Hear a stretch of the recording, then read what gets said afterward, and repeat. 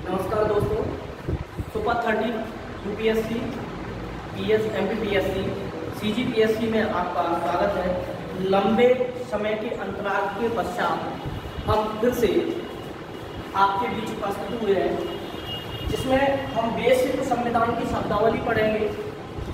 चलिए शुरू करते हैं। सरकार क्या है?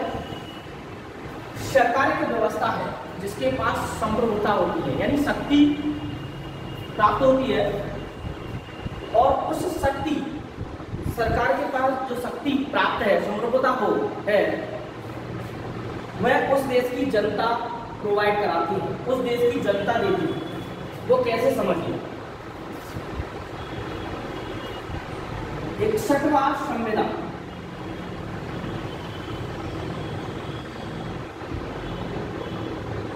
संविधान संशोधन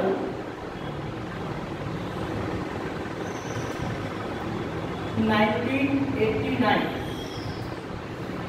में मतदाता की आयु, मतदाता मीन्स वोट डालने वाले, मतदाता की आयु 21 वर्ष से घटाकर 18 वर्ष कर दी गई। अब ये जो 18 वर्ष कर दी गई है, यानी जो व्यक्ति, जो मेल या फीमेल 18 वर्ष की आयु पूरी कर लेते हैं, वो विधानसभा और लोकसभा तथा अन्य छोटे बड़े चुनावों में भाग लेते हैं और वो मतदाता कहलाते हैं। तो जो 18 वर्ष की उम्र पूरी कर लेते हैं उन्हें मतदाता कहा जाता है, और ये मतदाता ही लोगों को चुनते हैं, यानी मताधिकार के द्वारा चुनकर संसद तथा विधानसभा में पहुंचाते हैं। वह सरकार के पास एक प्रकार की शक्ति प्राप्त हो जाती है, अर्थात सरकार के पास संप्रभुता प्राप्त हो जाती है। इसी को हम शक्ति या संप्रभुता कहते हैं, अर्थात उस देश की जनता के द्वारा सरकार को शक्ति प्रदान की गई है। हम बात करें, सरकार के 3 अंग होते हैं। सरकार के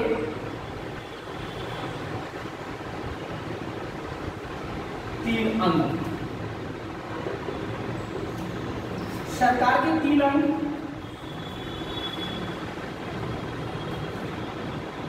विधायिका,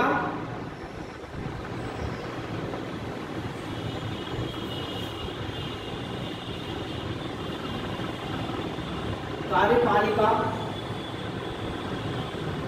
और आपकी न्यायपालिका।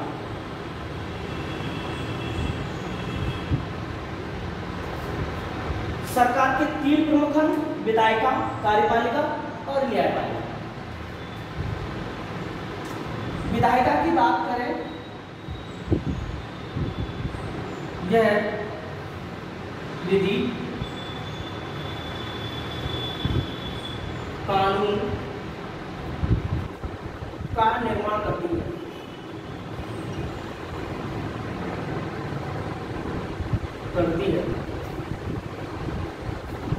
निर्माण करती है।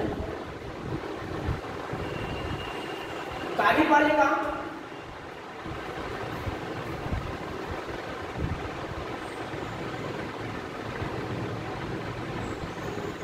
कार्यों का संचालन करती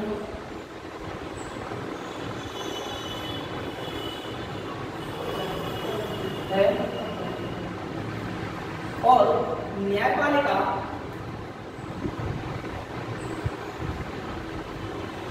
न्यायिक कार्य करती है।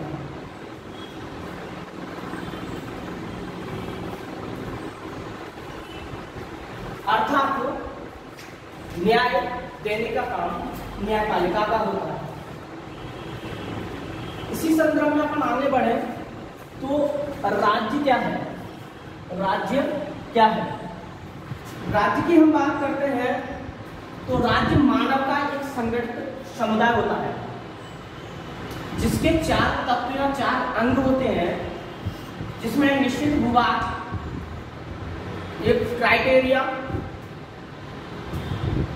जनसंख्या, गवर्नमेंट और पावर यानी शक्ति, संप्रभुता है, उसे ही हम राज्य कहते हैं।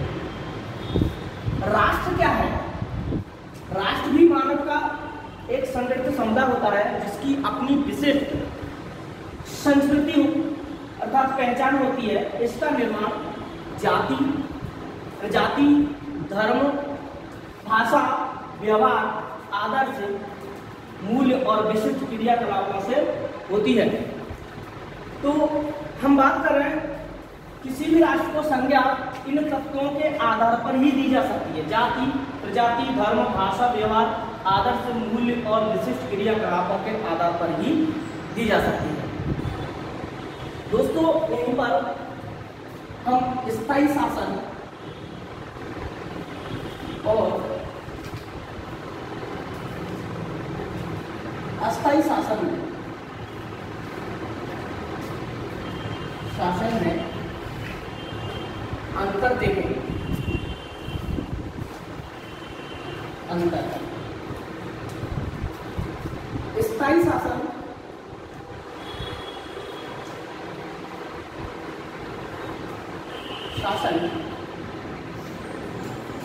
अस्थायी शासन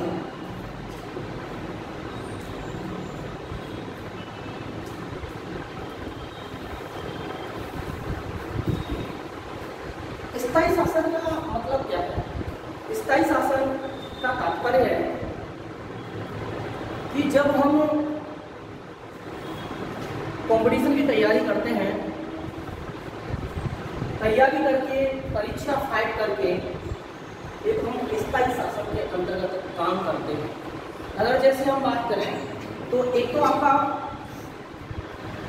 चपरासी से लेकर सिविल सर्विसेज तक जो भी छात्र छात्राएं सिलेक्ट होती हैं वो स्थायी शासन के अंतर्गत आती हैं। अगर हम स्थायी शासन के अंतर्गत बात करें तो आपका परीक्षा,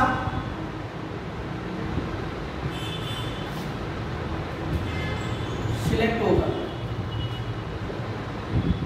होकर जो छात्र छात्रा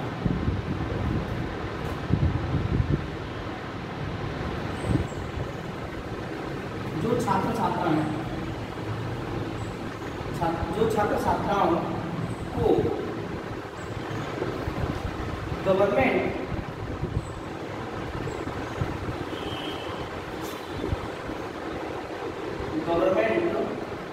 जॉब प्राप्त होती मिलती है, वह स्थायी शासन के अंतर्गत आता है। शासन के अंतर्गत जैसे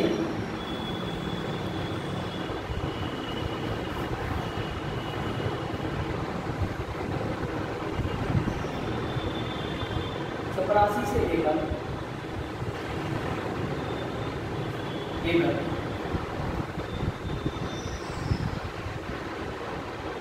संघ लोक सेवा आयोग की परीक्षा,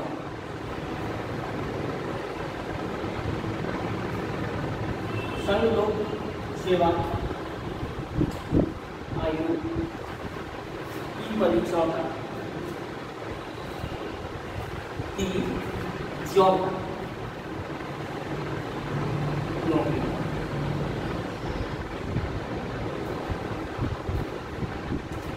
स्थायी शासन, अस्थायी शासन, अस्थायी शासन देखिए कार्यपालिका के अंतर्गत अपन समझ लेते हैं। ये बेसिकली कार्यपालिका के अंतर्गत माना जाता है, कार्यपालिका के अंतर्गत आता है। जैसे कि मतदान के द्वारा जो सरकार हम चुनते हैं, चाहे वो विधानसभा की हो, चाहे लोकसभा की हो, चाहे नगर पालिका या नगर निगम के चुनाव हो, चाहे सरपंच जी के ग्राम पंचायत के स्तर पर हो, मतदाताओं के द्वारा बहुमत से जिताकर जब हम भेजते हैं तो 5 साल के लिए, 5 वर्ष के लिए सिलेक्ट किए जाते हैं। लेकिन कभी परिस्थितियां ऐसी भी पड़ जाती हैं कि 5 वर्ष से पहले भी इनका कार्यकाल खत्म हो जाता है। जैसे कि किनका कार्यकाल, तो हम बात करते हैं कार्यकाल के अंतर्गत अगर हम बात करें तो आपका देखा जाता है विधानसभा हो गई, है ना, विधानसभा,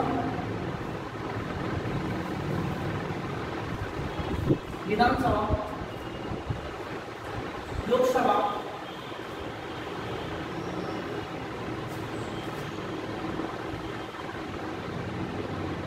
विधान परिषद,